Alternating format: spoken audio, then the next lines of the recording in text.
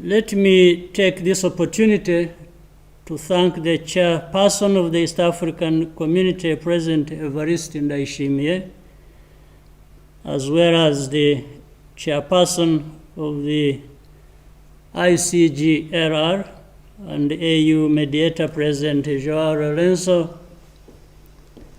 And I would like to express appreciation to President William Ruto and the East African facilitator, former President Kenyatta, for dedicating sufficient time and energy to this problem, which has a complicated and long history, but is nonetheless solvable.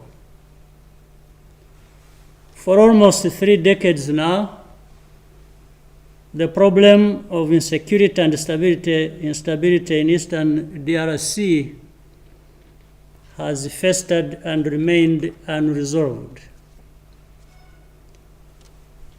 This situation has negatively impacted our region, including the issue of hundreds of thousands of Congolese refugees who are unable to safely return to their homes,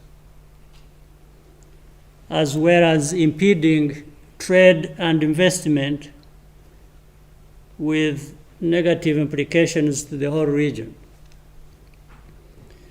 The primary reason for this persistent crisis is the failure to implement the many agreements that have been reached at various levels and at different times in past years. I most sincerely believe that this time around, these efforts are going to bear good results. The recent resurgence of one armed group, among many others, has received a lot of attention globally, and this comes on top of other unresolved security and political challenges. We therefore welcome the region's swift response and the robust mechanisms being established to save lives in Eastern DRC and address the dangerous escalations that threaten neighboring countries, including Rwanda. What is needed today more than ever is steady political will to implement the ongoing regional initiatives, particularly the East African Community-led Nairobi Peace Process and the African Union mediation by President Lourenço of Angola. This should include seriously addressing the root causes of insecurity once and for all, which will make a real difference in resolving the security concerns of DRC and the neighboring countries.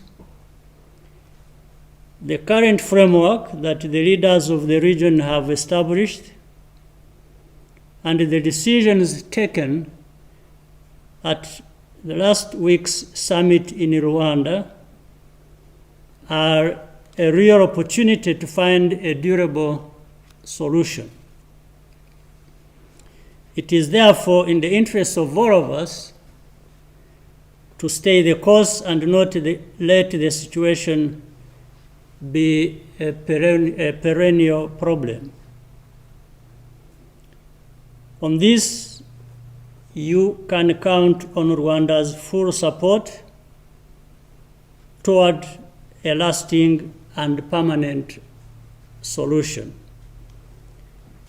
Your Excellencies, distinguished